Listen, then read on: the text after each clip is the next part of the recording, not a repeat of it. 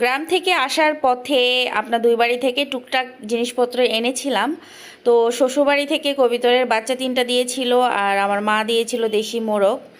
তো রান্না করেও খাবার নিয়ে এসেছিলাম। তো আজকে সেই কবিতর দিয়ে রান্না করব, আলু দিয়ে।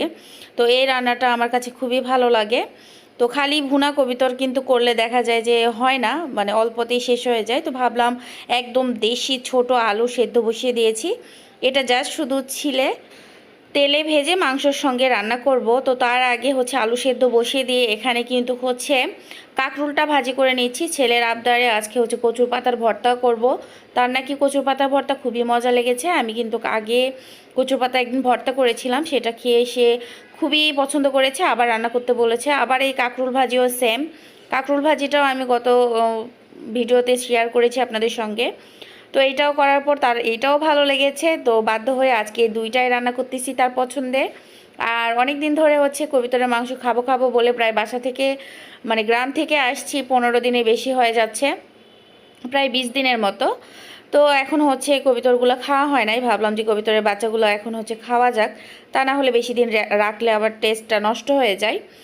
তো এই জন্য আর কি কাঁকরুল ভাজি করে নিলাম। এখানে হচ্ছে এখন কচু পাতা ভর্তা করে নিচ্ছি। এখানে কিছুটা অল্প করে গরম মশলা, যেমন হচ্ছে দারুচিনি, তেজপাতা, সাদা এলাচ আর কিছু আস্ত জিরা তেলে দিয়ে ভালোভাবে একটু নাড়াচাড়া দিয়ে পেঁয়াজ, কাঁচামরিচ, রসুন এগুলো দিয়ে দিলাম।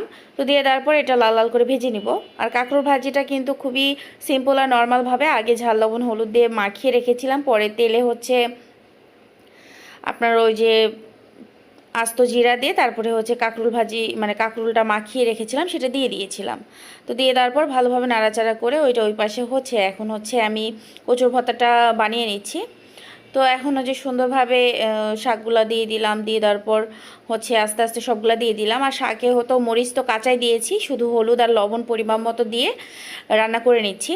তো শাকটা ওই পাশে বসিয়ে দিয়েছি, আর কাঁকরুল ভাজিটা আধা হওয়া করে নামিয়ে রেখেছি, পরে আবার রান্না করব এই জন্য। আর এখন হচ্ছে কবিতরের মাংসগুলো রান্নার জন্য গরম মশলা, তেলে গরম মশলা আর আস্ত জিরা কিছুটা দিয়ে তারপরে পেঁয়াজ, কাঁচা মরিচ আর হচ্ছে রসুন কোয়া করে রেখেছিলাম, সেই রসুনগুলো দিয়ে ভালোভাবে পেঁয়াজগুলো বেরেস্তার কালার করব, বেরেস্তা ঠিক না, হালকা একটা কালার করব আর কি। তো হালকা কালার ভালোভাবে হয়ে আসলে এখানে পরিমাপ মতো ঝাল, লবণ, হলুদ, কিছুটা বাটা মশলা, এটা সব পরিমাপের উপরে, মানে আন্দাজের উপরে এটা আমি দিই, কখনো মাপাঝোকা করি নাই সেভাবে।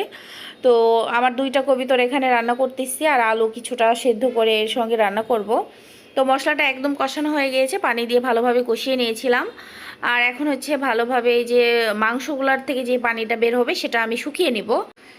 তারপর এখানে কিছুটা পানি দিয়ে দিব, এই পানিতে সেদ্ধ করব। আর ওইদিকে কিন্তু কচুর শাকের যে পানিটা দিয়েছিলাম এবং কচুর শাক থেকে যে পানিটা বের হচ্ছিল সেটা মোটামুটি শুকিয়ে এসেছে। মোটামুটি সব কচুর পাতা এবং যে মশলাগুলো দিয়েছিলাম, রসুন, পেঁয়াজ, কাঁচামরিচ, সব সেদ্ধ হয়ে এসেছে।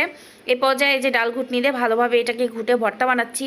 তো আমরা কিন্তু কচুর পাতা ভর্তা এভাবে বানাই, আবার অনেকে দেখি যে আলাদাভাবে সেদ্ধ করে ভাপিয়ে তারপরে আলাদাভাবে বাগার দেয়। তো ওইভাবে আমরা করি না, আমার আমার কাছে ঝামেলা মনে হয়। আর বিশেষ করে ছোটোবেলা থেকে এভাবে খেয়ে আমরা অভ্যস্ত।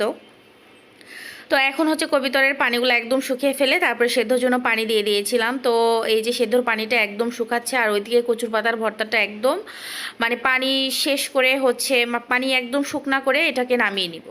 তো একদম আমার পানি শুকনা করে নামিয়ে নেওয়া শেষ। একপাশে কিন্তু হচ্ছে আলু হচ্ছে ছিলতেছিলাম, আর হচ্ছে এদিকে এগুলো কাজ করতেছিলাম। আসলে একা এক হাতে কাজ, তবুও সবাই বলে যে বাসায় কোনো কাজ করি না, একা একা মানে সারাদিন বসে থেকে নাকি খেয়ে পড়ে মোটা হয়ে যাচ্ছি। তো যাই হোক, মানুষের মুখ বন্ধ করা তো যাবে না।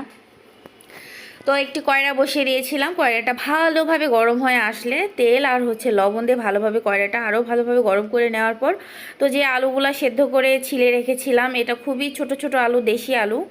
তো সেই দেশি আলুগুলো আর ভালোভাবে ফাটাইনি, হালকা একটু করে ফাটাইয়েছি যেন আস্ত আস্ত থাকে। বেশি মানে ফেটে দিলে আবার ঘন হয়ে যাবে, মানে মাংসের যে একটা তরকারি এরকম লাগবে না। এই জন্য আর কি একটু আস্তে আস্তে রেখেছি। এভাবে আস্তে আস্তে আলুর তরকারি কিন্তু বেশ মজা লাগে, যেহেতু আমি লবণ দিয়ে এই হচ্ছে আলুটা ভেজেছি, যার কারণে হচ্ছে খুবই সুন্দরভাবে ভাজা হয়ে গেছে। আর এটা হচ্ছে খুব একটা কড়া করা যায় না, হালকা করেই ভেজে নিয়েছি তেলের সঙ্গে।